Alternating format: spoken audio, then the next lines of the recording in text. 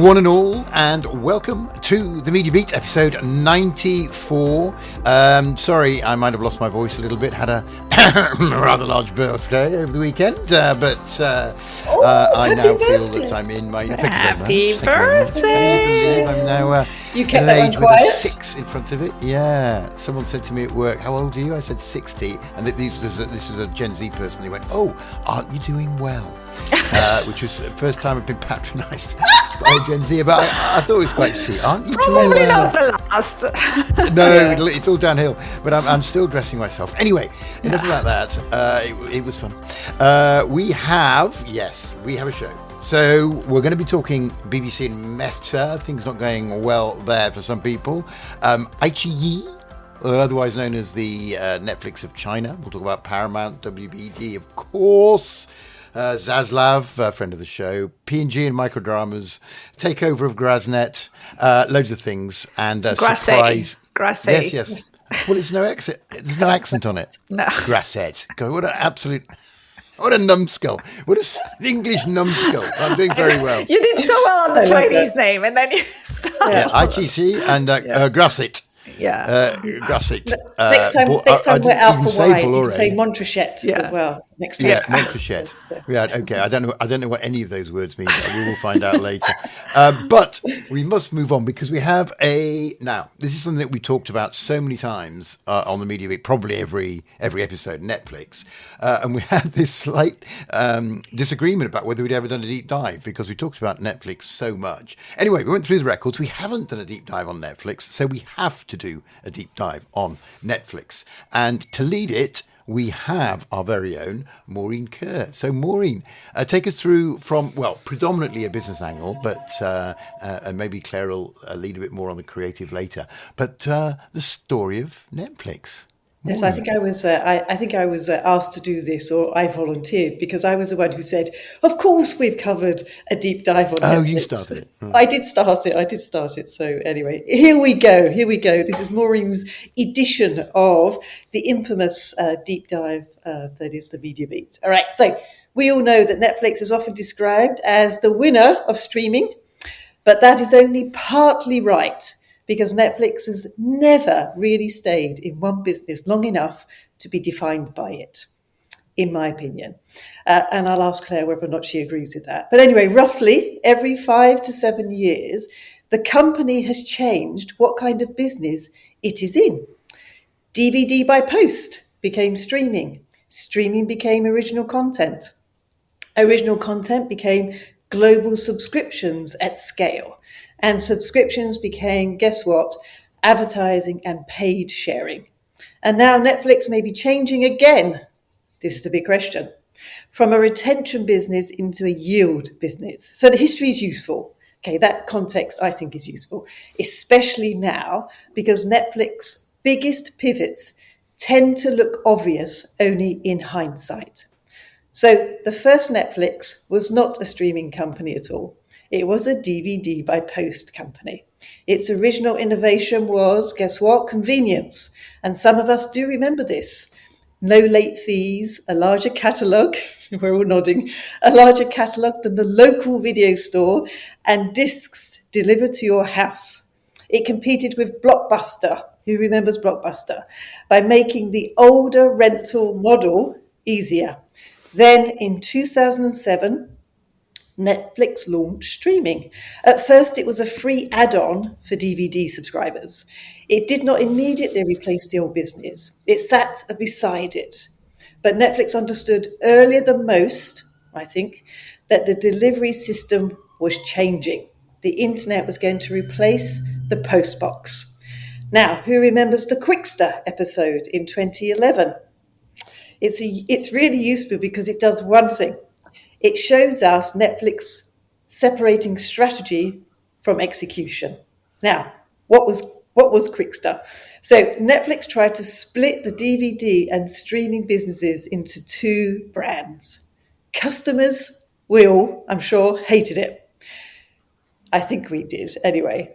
So the city also hated it. So the stock market really punished Netflix. And guess what? Netflix reversed the decision. But the underlying strategic call was definitely right. DVDs were legacy. Streaming was the future. The execution failed, but the direction of travel held. So the next pivot, content. So early, Netflix streamed, as we all remember, other people's shows and films. That worked while studios treated Netflix as extra money. But once streaming became the future, those same suppliers became competitors. So Disney, Warner, NBCU, Paramount, all of them eventually wanted more control over their own libraries. So Netflix had to do one thing. What was that? It became a producer. House of Cards in 2013 was a symbolic moment. Netflix was no longer a distribution platform. It became a studio. That created the Netflix model of the late 2010s. Spend heavily on content, drive viewing up, reduce churn, add subscribers, and raise prices over time. In other words, Netflix became a retention business. Hours watched counted because they were a proxy for yours and mine own habit. The more people watched, the less likely they were going to cancel. So for investors, that model was really relatively easy to understand, even if it was, guess what, expensive to run. Content spend created engagement. Engagement reduced churn. Low churn supported pricing power. Pricing power justified more content spend. The whole machine was built around people inside the subscription ecosystem. Then came the 2022 shock. Netflix lost subscribers. The stock fell hard, and the company was forced to do two things it said for years it did not want to do. First, it launched an advertising tier. Second, it cracked down on password sharing. So both moves changed the model. Advertising gave Netflix a way to serve more price-sensitive users without simply discounting the whole product. Paid sharing turned some non-paying viewers into paying customers or just pushed them off the system altogether. The company returned to growth. But those changes also set up the next pivot. Netflix is no longer asking, how do we keep subscribers watching? It's asking, how much value can we generate from each visit to the app? Now that is the shift from retention to yield. Retention is about whether people stay subscribed. Yield is about how much value Netflix can generate from each unit of attention that they are there. So that frame, in my view, really does depict what is happening now. The redesigned mobile experience that we spoke about, I think early in January, is aimed at the opening moment. The moment when someone opens Netflix without knowing what they want. That is one of the hardest problems in streaming, and no one's cracked it. Netflix can now suggest that it might be down that right track or going in that right direction. The catalog can be enormous, the recommendation system can be good, and the user can still bounce because choosing something really does feel like hard work. Netflix's answer is vertical discovery.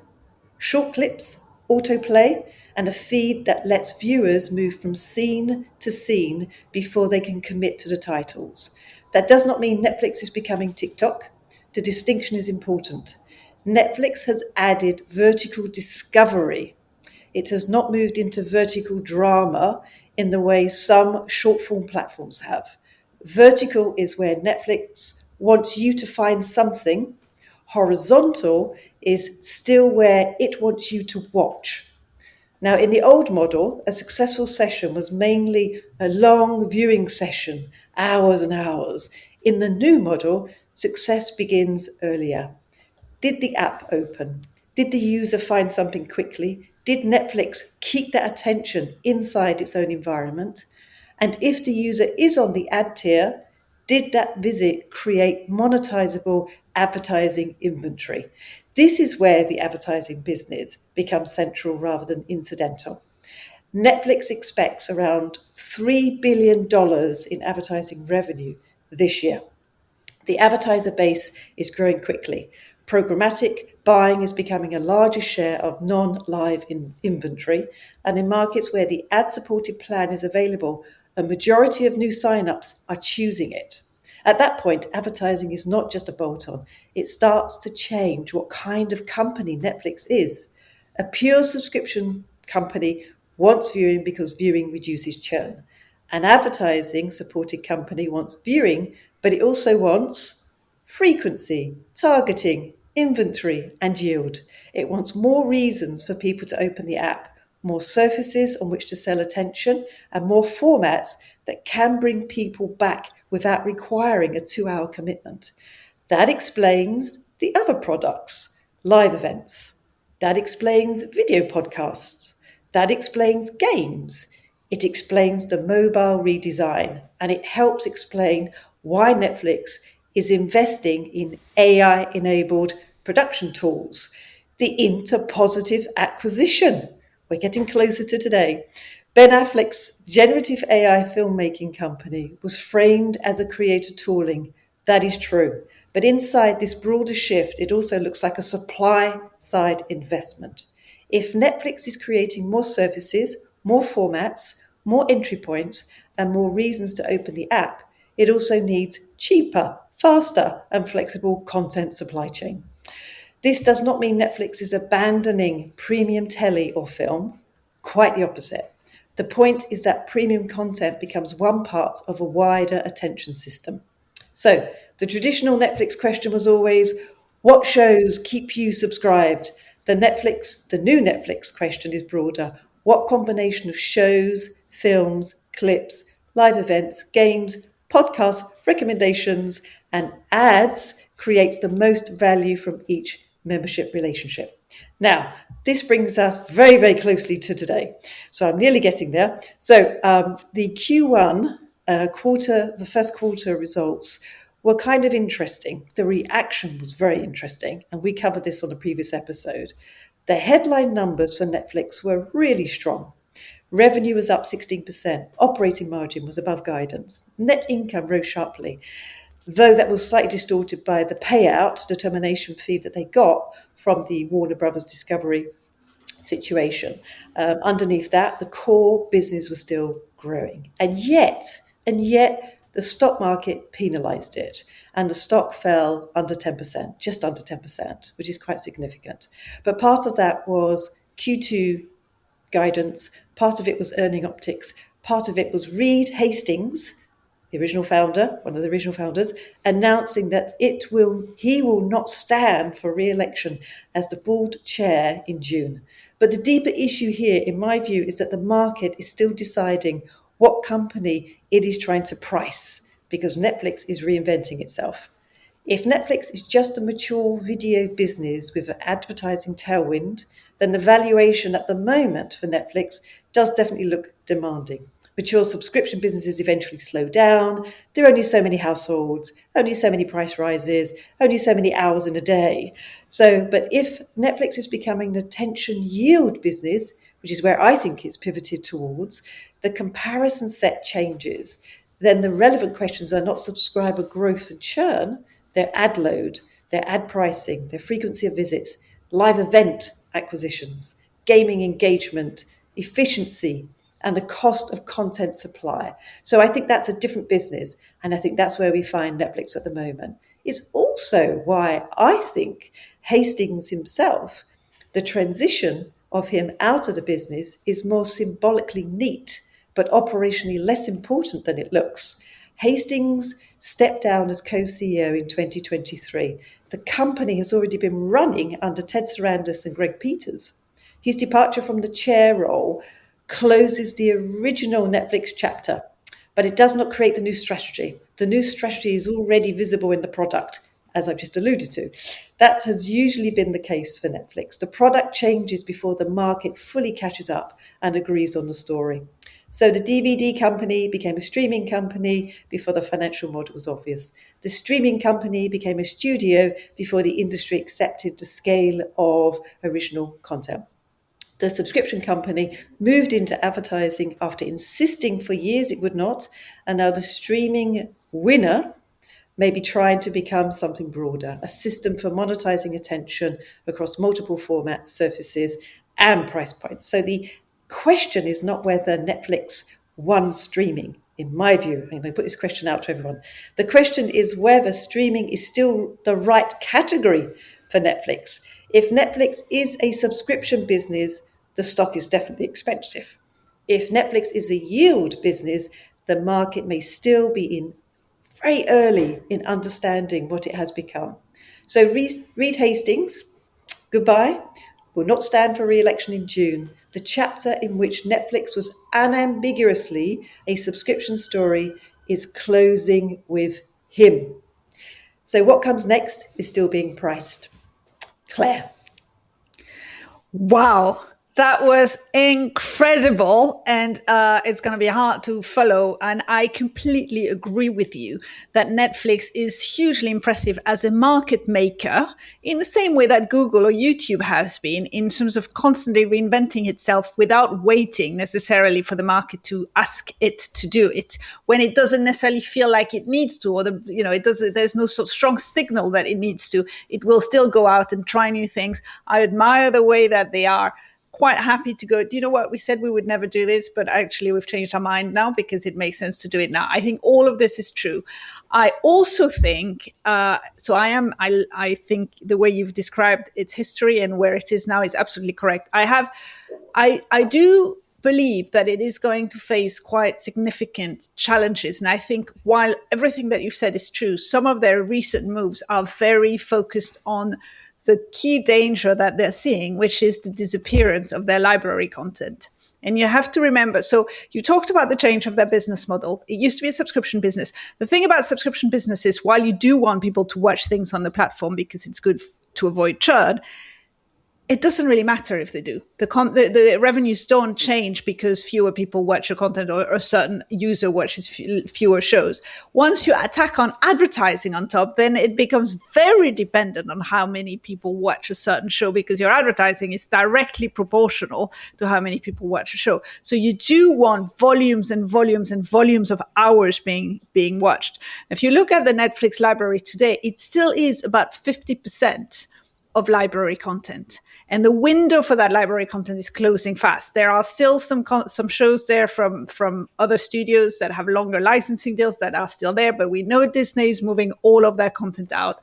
If the Paramount WD merger happens, all of that content will also move out. The Fox content is out. The Sony content, they have a deal with Sony on movies, but most of the Sony TV content is co-productions and they won't have access to that.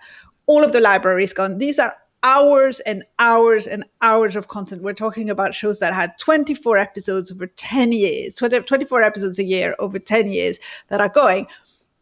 If you look at Netflix's content strategy, it's quite interesting. They have really doubled down quietly over the last few years on returning series. So if you look at the things that are working on Netflix, it's Bridgerton, it's Lincoln Lawyer, which is really a traditional procedural, legal drama. And it's those returning series. Yes, they're still doing the prestige, adolescence, the prestige miniseries, etc. But in terms of hours viewed, these are quite small. They're great to bring people in, as you were saying, but they are much less efficient at maintaining churn. Netflix is still best in class when it comes to churn compared to their competitors, but with all the library content leaving, that may well change. So what are they doing? They're leaning into other genres. They're leaning into sports. They're leaning into live event. They're leaning into podcasts because they're leaning a lot into non-English language content because this will make their library look stronger. But the truth is they are facing, a lot of their content and the content that has made the platform, the content that's made Netflix the utility of the streaming world, the place where people start by going when they're looking for something to watch. That huge, early entrant advantage, that's going away, and they are working very hard. They're clearly aware of this and they're working very hard to replace it, but it'll be an interesting story to watch. So that's my take on the Netflix content library. Wow. Well, that was a tour de force. That was you were speaking with I thought the authority of a bishop's sermon, if I may say, Maureen. It was almost like a vocal essay. Marvelous, and took us through the story and also the economic realities, and also left us with a bit of a cliffhanger. We've spent a decent amount of time on that. It flew by, and we really should crack on if that's okay with you guys. And by cracking on, I mean, of course, move to in the news.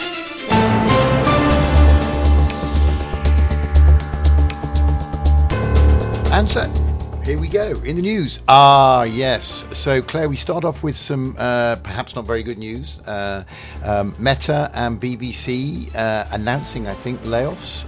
You're there, halfway in between BBC Towers and Meta Mansions, with that story, Claire. Yes, not good news whether you work in media or tech, really, this week. So let's start with the BBC, because I think the BBC is perhaps not that surprising, although the number is quite high, but the timing is interesting. So the BBC has announced that they plan to cut up to 2,000 jobs, which is 10% of its workforce. And they're doing this in order to try to save £500 million over the next 2 years. They are doing this because, they are declining and potentially endangered license and fee income. There's obviously inflation. We all know about production rising costs. The competition landscape is very different, etc.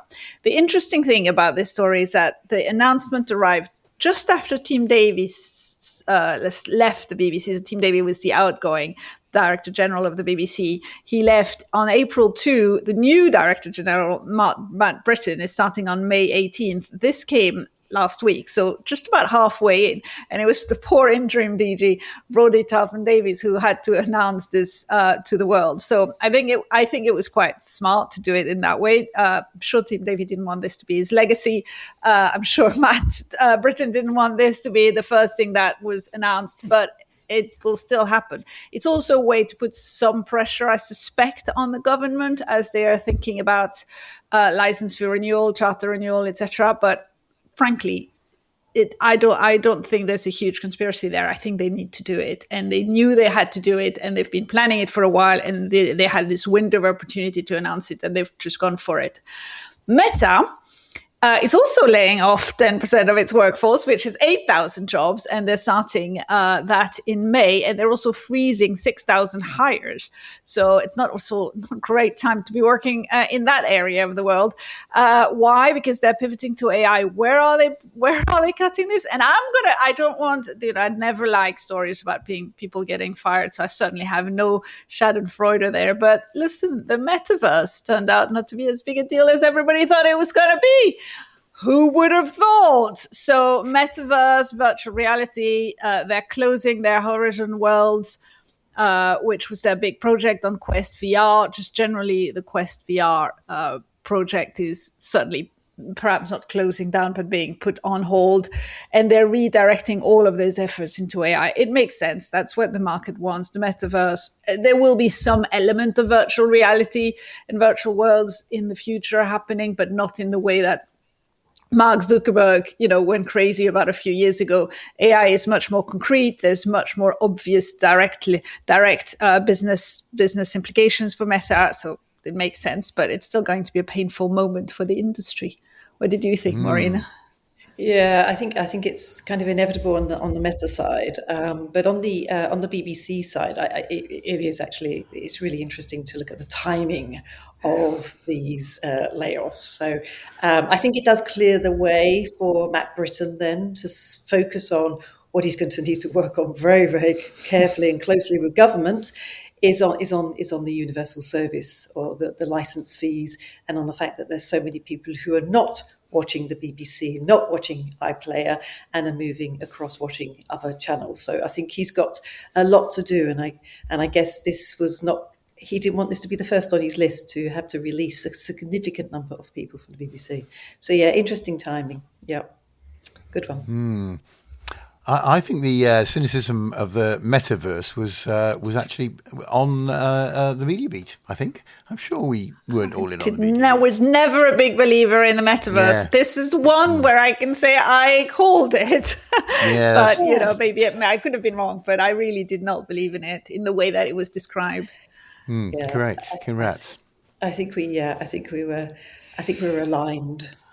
We were short or long or something. Yeah. Cold, not Cold. hot. We were cold on the Yeah. metaverse. Cold. And it has turned out to be as cold short. as... We probably were short on it. We were short, sorry. We yes, did that's short right. and long. We were short on the metaverse. Yeah. Which, yes, Yeah. and cold as the actual universe in the far ends of it. That's great. Thank you. We have a story from Maureen now. So Maureen very kindly told me how to pronounce this. It's spelled ridiculous. IQ. No, I can't even put the letters together. But it's IQE, I think. IQE. Which is because we know how I struggle with foreign languages. But yeah, the Netflix of China, Maureen. So Indeed. yes, Maureen is there. Over to you in Beijing. Yeah, I'm in Beijing. Gosh, that was quick, wasn't it?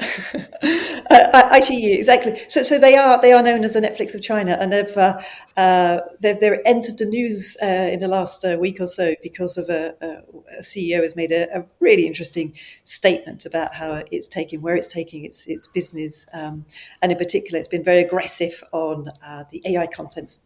Basically saying we're a major streaming platform, we know that, but actually we're going to do stuff rather than talk about it. So it's shipping a whole bunch of tools to its creator. I'm going to call it the Creatorverse. So not only it's sort of a streaming platform, which is a place where people watch, there's also a marketplace for creators to showcase their wares. So they have launched what's called Nado. This should be easy for you, Oliver, to pronounce. Nado Pro, which is Nado Pro, which is an AI native production suite for creators. Effectively, it's giving or allowing almost 70 AI agents covering script writing, directing, visual design, editing, and other sort of paths on the workflow. And creators can use this at the same time as using, so you can use this suite of products, at the same time have access to IGE's own intellectual property, its own library, and all of its shared digital assets, its virtual sets, its props, its AI rendered characters, distribution. So it really is going full hog AI platform. There's been a bit of a backlash, as you can imagine. Some of the actors who sit inside their database that is still negotiating the likeness rights, so they've got their own avatars there. They are negotiating quite heavily, or rather pushing back very heavily, to say, we need rights to this. We need negotiation. We need compensation for this. So while it's really interesting that they have really sort of gone full hog in creating an environment and a platform with all these tools, these agents for the immediate creator sphere, the IP that sits there or the actors that are sitting there, IGE's CEO has come out and said, look, you still will have to negotiate the use of those rights, of your IP and of your likeness, but we're just giving the platform to the community. So it's a little bit vague. It's a little bit not quite sure how one wants to play in it, but nonetheless, it's a really interesting move. And you can compare that to, say, what Netflix is doing, which is effectively saying through the acquisition of Interpositive that we are opening up for the content. EGE is basically saying we are doing absolutely everything. And they expect also a feature-length film this summer, AI generated, to be a commercial success. So we'll have to watch this space. Interesting. Yeah, it's been very interesting. The one thing I will say is add, because I was impressed by this, and I'm sure a friend of the show, Nina, will send me some stats on this. IG announced all this at their annual world conference, which I didn't realize they had. So they are, that's a pretty impressive big event, and they launched all this. And yes, there's been a backlash by some actors, but others are embracing it. So it will be interesting. And I think the acceptance of AI generated content in China is very different and much higher than perhaps in the Western world at the moment. So of course it's very interesting to look at how it develops, but there will be a difference in the acceptance level naturally. So yeah. Oh, I thought you were going to say wait and see then. Wait and see. This is a story that will run and run. Thank you. Saving me a job. Especially after summer as well. We'll see whether or not a commercially successful AI-generated feature film, because that's what they're promising, is launched and received. How will it be received? That will be interesting to see. probably what they said about synthesizers in the late 70s. That was super. Thank you so much. IGE. I did it. It's quite easy, really. That's good. So finally, yes, Claire, this is one of yours. Oh, blimey. Here we go again. Paramount WBD. Boring. Well, you make it interesting. Okay. So wow. That's the challenge there. Okay. All right. I'm going to make it quick mostly. We talked about this, so we wanted to give you an update on this. We talked about the WBD shareholder meeting, which was held on April 23rd at 10 a.m. Eastern, which was about voting on the Paramount Skydance merger. And we don't know exact stats, but the WBD said that the shareholders of record had voted almost unanimously for the merger. So that overwhelmingly was the word that they used. So that's very good news. The final results will be certified and we'll have more information. So that's a green light from the shareholders. Nobody really thought that it wouldn't be a green light. There's still some paperwork. That's all good. It doesn't make all the regulatory pressure go away. They also voted overwhelmingly against David Zaslav getting the golden parachute that we mentioned. But that vote is non-binding, so it really doesn't matter much. It matters in the sense that the board of the joint entity will have to decide whether they want to face the backlash, still give him his money, but know that there will be a shareholder backlash, or actually soften the terms a little bit. And it's possible that they went high knowing that they would have to climb down a little bit and make it look better. So we shall see how much money poor Mr. Zaslav walks away with. It's still going to be a lot, so I'm not that worried. That's it on that story. Unless, Maureen, do you have anything else? No, it just says, you're absolutely right. So the record now says investors approved the merger, but they rejected the mythology of Zaslav's turnaround. Yeah, that's a good way to put it, absolutely.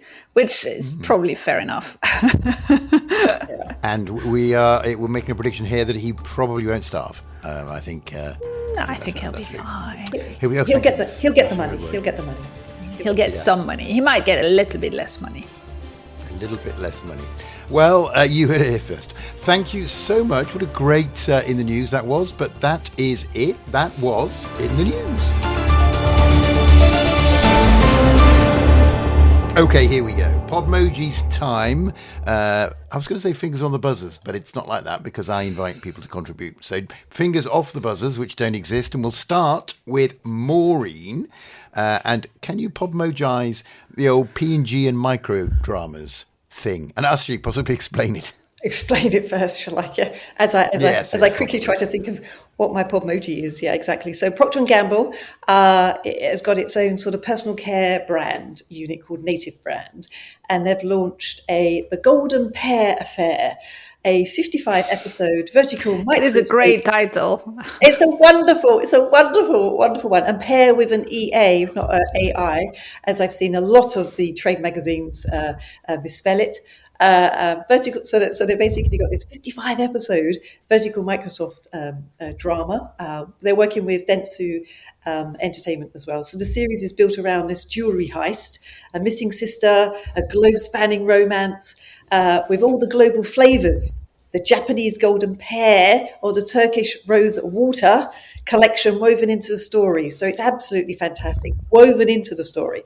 So the distribution model is the interesting part. The first episodes are free across all the social media platforms. And then when you really fall in love with it and when you really get hooked, you have to then go to the site and then you have to pay $9.99 with all the different individual episodes. That'd be really interesting if people actually do that. But the historical piece is what's really interesting here. So in the 1930s, we all know that Procter & Gamble helped shape the TV soap opera. I should have given this baton to Claire, actually, by producing serialized producing serialized and sponsoring entertainment around household brands like soap powder and whatnot. That was 90 years ago. And now, guess what? The brand is not sitting next to the story. The brand is inside the story yet again. So this is not competing with a TV pilot or anything like that. What it is competing with is the media plan, which is really interesting. So I love this because it really is showing another side of how people are using vertical drama or micro drama, or indeed the micro soaps. So I love this. And yes, and I'm getting my... What's she getting? What could it be? Is it heavy? Do you have soap? Oh no. Oh, Lord, it's a lobster. Would have been great if you had picked up a bar of soap. I was going to pick up a bar of soap, but I didn't. This is great cereal thinking. Okay. For a That's a lobster. surreal moment. For a surreal moment. Okay, 0 points for that. But it is a very nice lobster. I think we've seen the lobster before. You have. Yeah, soap operas are Claire, named. yes. Yeah, soap operas are named for Procter and Gamble sponsorship. That's why they're called soap operas. Just a little bit. I think most people know this. I think it's an interesting PR operation. I think it will have been quite a small drop in the ocean of the P&G media buy of the year, but if it works, it might be better. The bit that I'm less sure about is asking people to pay for content. That's a very big departure from the original soap opera model, which was all about brand awareness and, sponsorship content. I'm not sure I wouldn't have done it that way. I'm surprised it went that way. Moving people to the site, yes. Asking them to pay for it, surprised. Whatever it does, it's a good story. The headlines have paid for themselves. I'm sure they'll be happy with the way it's landed. And let's wait and see whether they publish the results. If they don't, it probably means it hasn't happened. My Podmoji is, okay, I'm putting glasses on and looking slightly doubtful. I think that works quite well. Okay, 0 points. No, very nice. Very nice Very quizzical. tough That is today. very tough. The bar is very high. Feedback. That's It is unfair. today. We've had some feedback that I'm far too soft, so I'm yeah. 0. Okay, good. I want to challenge you, Claire. Now, I would only ever do this if I was absolutely certain, due to your towering intellect. However, I think you might have got it wrong about where soap comes from. I think soap comes from soapbox opera, which is about the people who used to stand in Hyde Park Corner on soapboxes saying things to the crowd. It was a tradition in I think in I'm London. wrong, but I think sorry, I'm right and you're wrong. But you know what? Let's put it. We will get the audience to tell us. But yes, I'm pretty sure of myself on this one. It's a good. It's a good theory. We need to do a deep dive on soap operas because it's a topic that's very, very close to my heart. And Maureen, you may remember that I was in charge of soap operas for a while. I do remember that. I do remember and that. I love that topic. All soap operas. Yes. Soap operas. Yeah. Wow. So not all soap operas, not all soaps in the world, but the ones that Fremantle produced at the time, which were actually quite a few. Anyways, let's I will move on. mediate, Claire. I will mediate the between the two of you because I think fair enough. But as soon as I said it, you did shake your head, so I don't know whether you're neutral. Sorry about that, but I think you're in a different context, Oliver. You're right. No, I could but in the context of brand, reality. and this context, I'm afraid Claire is right.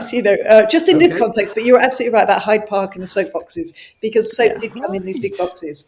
And I thought soapbox opera came from it was like a cheapened the idea opera. of commercializing on radio, and it was on radio. It was not. It started on radio. Yeah. Oh, it started the deep dive. That was a shallow dive. Yeah. We did a very shallow dive. It's a teaser. Let's call it a teaser. That's a great way. Excellent way of doing it. Okay, I accept that. I'm going to look it up myself, do my own independent research. However, that was a very compelling argument you made there. Maureen, damn, proven wrong. Well, it's a good job I'm the person who edits this. Right, so next we have, is it Bolloré takes over Grasset? That's actually much better. You're getting there. You're very close. Bolloré takes over Grasset. Bolloré take over Grasset. Which I get is complicated because you have this A sound on both words, but they're spelled completely differently. So I understand this is what. But I mean, let's talk about OUGH and the number of different. Exactly. So before we start throwing stones. Let's look at your own glass windows. Anyways, Vincent Bolloré, French media owner and billionaire and very conservative, has been building a media empire. He owns 30% of Vivendi. Through Vivendi, he owns Canal+. He has acquired a very in France, a very famous newspaper called GDD, Journal du Dimanche, which is our only, the French only Sunday newspaper. And he bought it in 2023, fired the editor immediately and slashed the staff from 100 journalists to 4, and then turned it into essentially a mouthpiece. And he has just he owns Hachette, which is a big publishing house in France, and he has just acquired through Hachette Grasset, which is maybe Penguin would be a close experience. It's close comparison. It's a legendary publishing house in France. I'm trying to come up with the Picador. I don't know. That's where all the sort Penguin's perfect. I think Penguin's perfect. That's where all the really, intellectual avant-garde authors would be to be published by Grasset is basically everybody's dream. Anyway, a few weeks after taking it over, he fires the CEO and publishes a big column in the GDD explaining that, this is what he's going to do with Grasset. 170 authors decided to walk out and refuse to be published by this guy. It sparked a real fear in France. People are quite scared of what he's doing. Through his C8 channel in France, he's built up this very right-wing guy, Eric Zemmour, who ended up becoming a presidential candidate. He's trying to become a kingmaker by taking ownership of the French media, of which in France, book publishing is still quite an important part. It might not be in other countries, but it's still a big thing in France. So it's a big deal. It's a huge scandal. It polarizes further French media, which was already getting quite polarized. It's not a great story. It makes me sad, really. That's my Podmojis. I'm sad. Sad face without specs. Got it. Yeah. Good lip work. Maureen. Potentially, there is some light at the end of this sad tunnel, I think, and it's probably about rights. And you can probably comment more on this, Claire. In France, I know a little bit about it, but in terms of publishing rights or authors' rights, at the moment, of course, if the authors leave, possibly Valérie will keep, or the publishing house will keep some of them. Will keep them. I mean, it will depend on writer to writer. But I think what the writers are trying to do, what the authors are trying to do, basically they've walked out. Absolutely, they want to lobby quite hard for what's called the conscience clause. Now, that happens in newspapers for journalists, where if you do not necessarily align with the political or the business stance of the owner of the company, you can grab hold of your rights and they walk with you when you walk out of the door. And my understanding is all these 170 authors are now going to lobby very, very hard for this clause to be inserted into publishers' contracts. And I think that's going to be pretty good, so that the buyer may only imprint, but writers will still be able to carry much of the value around the rights, and they can walk out. So our fingers crossed. My Podmoji is, this is a prickly story. It's a prickly story. That's yes. Quite nice. That's nice. Very good. I like that. I would give that point 0.1 point. Very good. Yes, that's very nice. It was a prickly story indeed. And here's another one. Oh, this is a great segue. So, Claire, you start off with this. And prickles on the set of White Lotus, question mark, question mark, question mark. Well, there's tea there, which don't have it, but White Lotus season 4 has just started shooting in France, in Provence, where it will be set. But a few days into the 1 week into the shooting of the season 4, Helena Bonham Carter, which was one of the big names that they had signed for that season, has left. And nobody knows why or what happened. There was a statement that said it was all very amicable, obviously. But that's at that time in production, that's a little bit of it. I mean, it's a huge amount of lift for the production. They are going to need to rewrite, to recast, probably to reshoot some things. They're going to have to talk to their insurers because there's going to be some production insurance clauses to be looked at. They will have to get all the writers back in the room because that's probably going to impact a lot of the script. They're going to have to redo their entire schedule because while they're casting that role, they're going to have to do to still continue shooting. Every location booking may have to be reviewed. It's a huge lift. I'm sure they're working overnight to sort this out, but it's quite rare to be in that advance in production that you've started shooting and then recast. I can think of one example, and that was Aragorn in Lord of the Rings, where Peter Jackson decided to recast basically again a week into production, although it might have been still in pre-production by then. But it is quite rare, so I don't know what happened. Nobody knows what happened. It's possible that it was genuinely, once they were on set, it was decided it didn't work, but we all want to know. So I guess my Podmoji is T. T, yeah, of course. Yeah, very nice. It's 0.75 point. I wonder if when she got there and discovered it wasn't directed by Tim Burton, she thought, what's oh, right, I didn't expect that. Maureen. I like that, Tim Burton. Okay, mine is sunglasses. Oh, Provence. Sun lounger, Provence, and a glass of rosé. There's nothing more to add. You just want to be cast. You're just waiting for a phone call.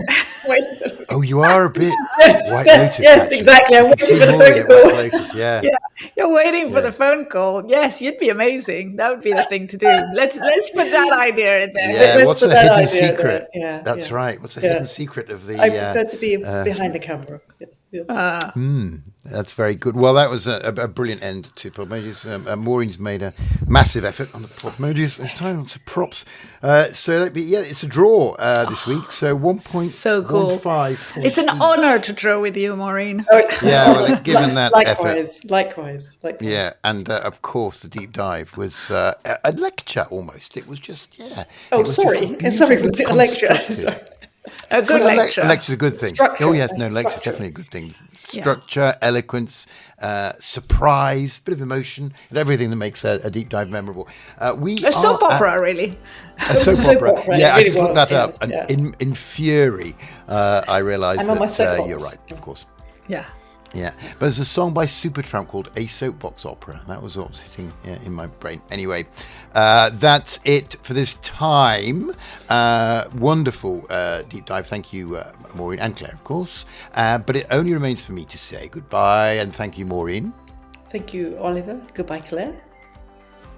And likewise, goodbye and thank you, Claire. Goodbye and thank you, Oliver and Maureen.